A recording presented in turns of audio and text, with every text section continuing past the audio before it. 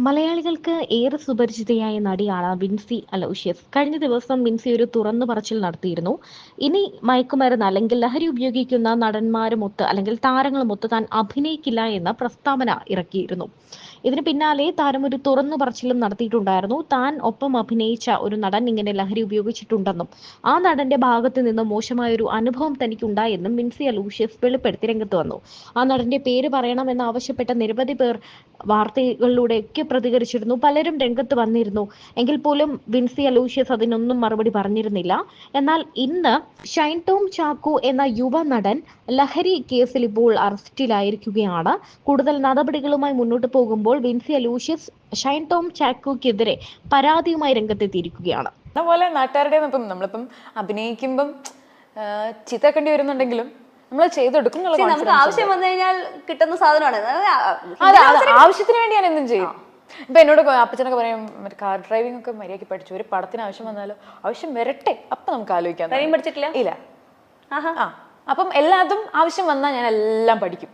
എത്രയും പെട്ടെന്ന് ആവശ്യം വരട്ടെ. വളരെ അത്യാവശ്യമുള്ള ഡ്രൈവിംഗ്. എനിക്കൊരു വേറെ കോൺഫിഡൻസ് ഉണ്ട്. ഞാൻ പഠിച്ച ഞാൻ തന്നെ കൊണ്ടുപോയി ഇടിപ്പിക്കുന്നുള്ള കോൺഫിഡൻസ് എനിക്കുണ്ട്. അത് ഉറപ്പാ. ഞാൻ തന്നെ വണ്ടി എടുക്കും, ഞാൻ തന്നെ എവിടെയെങ്കിലും കൊണ്ടുപോയിട്ട് എന്റെ ഒരു ഇതിന്.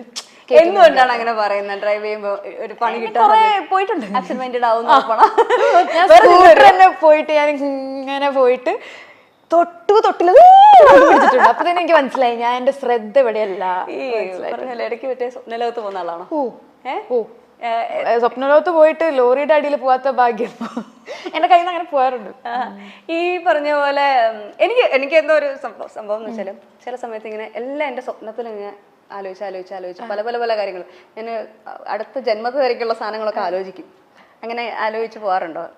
അടുത്ത ജന്മത്തിൽ ഞാൻ ആലോചിക്കാറില്ല. പക്ഷെ ഈ ജന്മത്തിൽ ഞാൻ എന്തൊക്കെ ചെയ്യണം എന്നുള്ളതൊക്കെ എപ്പോഴും ആലോചിച്ച് പ്ലാൻ ചെയ്യുന്ന ഒരാളാണ്. പ്ലാൻ അല്ല, ഞാനിങ്ങനെ ഇങ്ങനെ കാണും, വിഷ്വലൈസ് ചെയ്യും. അത് ഭയങ്കര വിഷ്വലൈസ് ചെയ്ത് ഇങ്ങനെ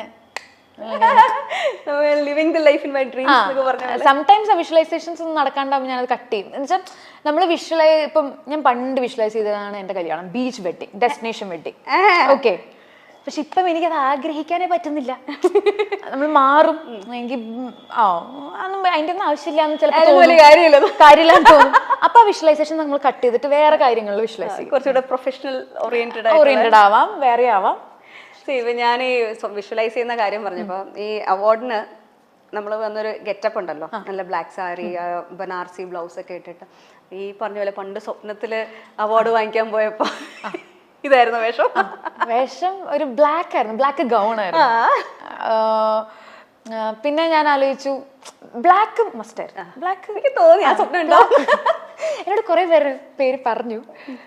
ഞാനും എൻ്റെ കുറച്ച് 3 ഫ്രണ്ട്സ് ഉണ്ടായിരുന്നു. ഞങ്ങൾ എല്ലാവരും വേണം ബ്ലാക്ക് ഇട്ട് പോകണം, എന്നാലേ ആ ഗോൾഡൻ ലേഡി എടുത്ത് നിൽക്കുള്ളൂ. ഓക്കെ, പിന്നെ ആലോചിക്കുന്ന മറ്റേ കരിങ്കോടി കാണിച്ചു എന്ന് വല്ലതും ടീം മൊത്തം ബ്ലാക്കിൽ വന്നിറങ്ങുക.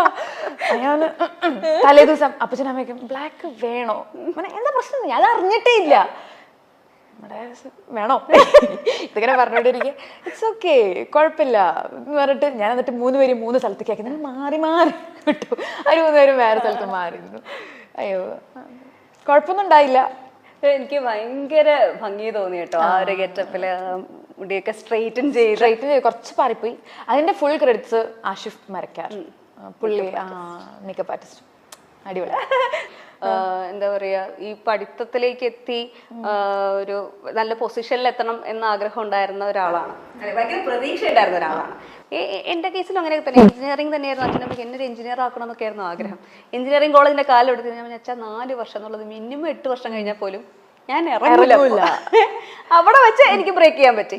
പക്ഷെ വിൻസിനെ സംബന്ധിച്ചിടത്തോളം വലിയൊരു ആഗ്രഹം മനസ്സിലായി. എനിക്കാണെങ്കിൽ വേറൊരു ആഗ്രഹവും ഇല്ല.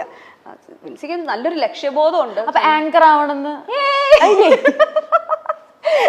വന്ന അവസരത്തിലൊക്കെ കയറി പിടിച്ച അവസരം വന്നപ്പോ നമ്മള് വേണ്ടാന്ന് വെച്ചില്ല. വന്ന അവസരത്തിനനുസരിച്ച് ചെയ്തതാ. ഞാൻ ഇത്രയും കാലം ആങ്കറിങ് ചെയ്യുന്നവരും വിചാരിച്ചില്ല. പ്രത്യേകിച്ച് വലിയ സ്വപ്നമൊന്നും ഇല്ലാത്ത അടിപൊളി. പക്ഷെ മീഡിയ വരണമെന്നുണ്ടായിരുന്നു, മീഡിയയിൽ ചെയ്യണമെന്നേ ഉണ്ടായിട്ടുള്ളൂ, അത്രേ ഉള്ളൂ. ഒരു ഫോക്കസ് ഉണ്ടായിരുന്നില്ല. അപ്പോൾ വളരെ നല്ലൊരു ലക്ഷ്യബോധമുണ്ട് സിനിമയിലേക്ക് വരണം. അത് നമുക്ക് മാത്രമാണ്, സൊസൈറ്റിക്ക് അംഗീകരിക്കാൻ പറ്റില്ല. പക്ഷേ ആ ഒരു ഇതിനെ വെച്ചുകൊണ്ട് തന്നെ ആർക്കിടെക്ചർ പോലത്തെ അത്യാവശ്യം നന്നായിട്ട് ടൈം ഇൻവെസ്റ്റ് ചെയ്യേണ്ട, ഒത്തിരി ഡെഡിക്കേഷൻ വേണ്ട ഒരു കോഴ്സ് സെലക്ട് ചെയ്തു പോയി. അന്ന് എന്തുകൊണ്ട് കുറച്ചുകൂടെ സിമ്പിൾ ആയിട്ടുള്ള ഒരു കോഴ്സ് എടുത്ത് പോയില്ല? എനിക്ക് കുറച്ച്, ഞാൻ പറയുന്നത് കൊണ്ടല്ല, എനിക്ക് നല്ല രീതിയിൽ സെറ്റിൽഡ് ആവണമെന്നുണ്ട്. അപ്പം സിനിമ നടക്കത്തില്ല എന്ന് ഏകദേശം എനിക്ക് ഉറപ്പായി. കാരണം നമുക്ക് വേറൊരു വഴിയില്ല. നോക്കുമ്പോൾ സിനിമയൊന്നും നടക്കില്ല, വീട്ടുകാർ സപ്പോർട്ടല്ല, പിന്നെന്താ എങ്ങനെ ഇതിലോട്ട് കയറണം എന്നൊരു ഐഡിയ ഇല്ല. പിന്നെ ഈ കോളേജിൽ കയറണം എന്നും ആയി. വേറൊരു വഴിയില്ലെങ്കിൽ എൻ്റെ സെക്കൻഡ് ഓപ്ഷൻ ഒരു നല്ലൊരു കോഴ്സ് തന്നെ സെലക്ട് ചെയ്യണം എന്നായിരുന്നു. എനിക്ക് വെൽ സെറ്റിൽഡ് ആവണം എന്നായിരുന്നു. കുറച്ച് ലക്ഷറി മോഡായിരുന്നു ഞാൻ. എന്ന് വെച്ചാൽ എനിക്ക് ലക്ഷറിയസ് ആയിട്ട് സെറ്റിൽഡ് ആവണം എന്നുള്ളത് തന്നെയായിരുന്നു എൻ്റെ ആഗ്രഹം. ഇപ്പം സിനിമ നടന്നില്ലെങ്കിൽ ഫാമിലി, എനിക്ക് നല്ലൊരു ചെക്കനെ കെട്ടി കുട്ടികളായി നല്ലൊരു ജോബ്, ഇങ്ങനെ നല്ലൊരു ഹൈഫൈ പരിപാടി, ഇതാണ് ഞാൻ ആഗ്രഹിച്ചത്. എനിക്ക് വേണമെന്നായിരുന്നു. പക്ഷെ അത് അതിലോട്ട് കയറിയപ്പോഴാണ് മനസ്സിലായത് ഇത് നമ്മൾ വിചാരിക്കുന്ന ലക്ഷറി അല്ല, പിന്നെ അപ്പുറത്തേക്ക് വേറെ കുറെ ഫ്ലേവേഴ്സ് ഉണ്ട് ഈ പരിപാടിക്ക് എന്നുള്ളത്. വരയ്ക്കുന്ന ആളായിരുന്നോ പണ്ടൊക്കെ? പണ്ട് വരയ്ക്കില്ലായിരുന്നു. ഇതിനു വേണ്ടി നമ്മളിങ്ങനെ വരച്ച് പഠിക്കുമായിരുന്നു. ഞാൻ വരയൊന്നും പഠിച്ചിട്ടൊന്നുമില്ല. പക്ഷെ ഈ എന്താ പറയാ, ഓരോരോ ഇതില് ഇങ്ങനെ വരച്ച് വരുമ്പം ഓരോരുത്തർ പറയും നന്നായി വരയ്ക്കുന്നുണ്ടല്ലോ, അപ്പൊ നമുക്ക് ഒന്നും കൂടി ബൂസ്റ്റ് ചെയ്തിട്ട് നമ്മൾ ഇങ്ങനെ വരച്ച് ഏകദേശം കിട്ടി. അങ്ങനെ കിട്ടിക്കഴിഞ്ഞപ്പോഴാണ് നമ്മൾ രാത്രി പകൽ എന്നുള്ളത് തിരിച്ചറിയാൻ പറ്റാത്ത രീതിയിൽ കഷ്ടപ്പെട്ട് പട്ടിപ്പണി എടുക്കണം എന്ന് മനസ്സിലായത്. അത് പക്ഷെ രസമായിരുന്നു. നമ്മൾ അതിന് റെഡി ആയിരുന്നു, ഇൻട്രസ്റ്റ് ഉണ്ടായിരുന്നു നമ്മുടെ. പിന്നെ ഒരു ഇന്റേൺഷിപ്പ് ആ സമയമായപ്പോഴാണ് ഒരാളുടെ അണ്ടറിൽ വർക്ക് ചെയ്യുമ്പോഴുള്ള ബുദ്ധിമുട്ട് എനിക്ക് മനസ്സിലായി. എനിക്ക് അതിനൊരു രീതിയിലും എന്ന് വെച്ചാൽ അവർ നമ്മളുടെ ഇൻപുട്ട് എടുക്കാൻ പറ്റുന്നില്ല. നമുക്ക് നമ്മുടെ കോൺട്രിബ്യൂഷൻസിന് അവിടെ വില കുറവാ. അവർ പറയുന്നത് എക്സ്പീരിയൻസ്ഡ് ആയിട്ടുള്ള ആർക്കിടെക്ട്സിന്റെ ഇതാണ് എടുക്കുന്നത്. അപ്പൊ അവിടെ നമ്മളൊരു എന്താ പറയാ, ഓക്കെ താഴെ ഇരുന്ന് വർക്ക് ചെയ്യുന്ന ഒരു എംപ്ലോയി. എനിക്ക് അങ്ങനെ ഒരു എംപ്ലോയി ആവണ്ട, എനിക്കത് ഇഷ്ടമല്ല. ഇപ്പം സിനിമയിലാണെങ്കിലും ഇനീഷ്യൽ സ്റ്റേജിൽ ഇനീഷ്യൽ പടങ്ങളിൽ നമ്മൾ അങ്ങനെയായിരുന്നു. എനിക്ക് ഭയങ്കര സ്ട്രെസ്സായിരുന്നു അത്. എന്നുവെച്ചാൽ ഒരാൾ പറഞ്ഞ പോലെ തന്നെ ചെയ്തെടുക്കുക. ഇനി നമ്മളുടെ ഔട്ട്പുട്ട് ഇട്ടാകും ഓവറാന്ന് പറയുമ്പോൾ അയ്യോ രക്ഷയില്ലല്ലോ. പക്ഷെ വൺസ് ഓരോ ക്യാരക്ടർ പ്രൂവ് ചെയ്ത് വരുമ്പം അവരെന്നെ നമുക്ക് ആ സ്പേസ് വരുന്നുണ്ട്. വിൻസി ചെയ്യുന്നുള്ളത്. പഴയ ഡയറക്ടേഴ്സ് ഒക്കെ ഒരുപാട് പേര് പറഞ്ഞു കേട്ടിട്ടുണ്ട് അങ്ങനെ ഒരു ഫ്രീഡം കൊടുക്കാറില്ലായിരുന്നു എന്നുള്ളതൊക്കെ. കുറെ പേരില്ല. ഞാൻ ലാൽജു സാറിന്റെ കൂടെ വർക്ക് ചെയ്തത്. ലാൽജു സാർ ഫുൾ ഫ്രീഡം തന്നിട്ടുണ്ട്. അങ്ങനത്തെ എന്താ പറയാ, നമ്മളുടെ കഴിവില് ചിലപ്പം ഇംപ്രസ്ഡ് ആയിട്ടുള്ള ഡയറക്ടേഴ്സ് ഉണ്ടാവും, അവരുടെ നിന്ന് കിട്ടും.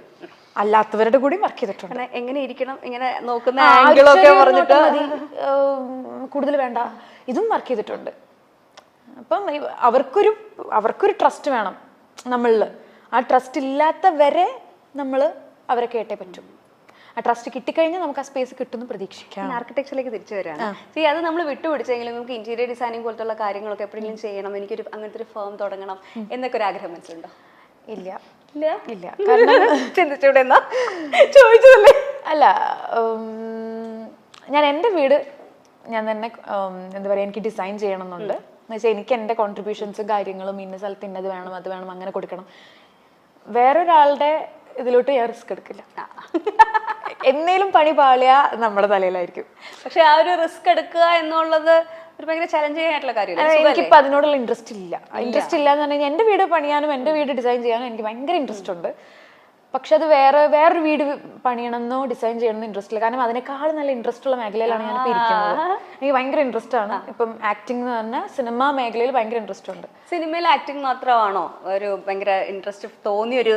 ഇടയ്ക്ക് ഡയറക്ഷൻ കുറേ കാലം കഴിഞ്ഞിട്ട് ഒരു പണിയും ഇല്ലാത്തപ്പോൾ നമുക്ക് ചെയ്യണമെന്നൊക്കെ ആഗ്രഹമുണ്ട്, പഠിക്കണം. അങ്ങനെ ആ ഒരു ആസ്പെക്റ്റിൽ എപ്പോഴും ഒരു ഫിലിം മേക്കിങ്ങിനെ അപ്രോച്ച് ചെയ്യാറുണ്ട്. അപ്പൊ നമ്മൾ സെറ്റിൽ നിൽക്കുന്ന സമയത്ത് വെറും ഒരു ആർട്ടിസ്റ്റായിട്ട് നിൽക്കാം, നമുക്ക് പക്ഷെ സിനിമ ഇഷ്ടപ്പെടുന്ന ഒരാളായിട്ട് നിൽക്കുമ്പോൾ ഉറപ്പായിട്ട് ആ നമ്മുടെ പെർസെപ്ഷൻ മാറുമല്ലേ? ടെക്നിക്കൽ വൈസ് ലൈറ്റിംഗ് കുറേ കാര്യങ്ങൾ ഞാൻ ഭയങ്കരമായിട്ട് ഒബ്സർവ് ചെയ്തിട്ട് എളുപ്പത്തിൽ പഠിക്കത്തൊന്നുമില്ല.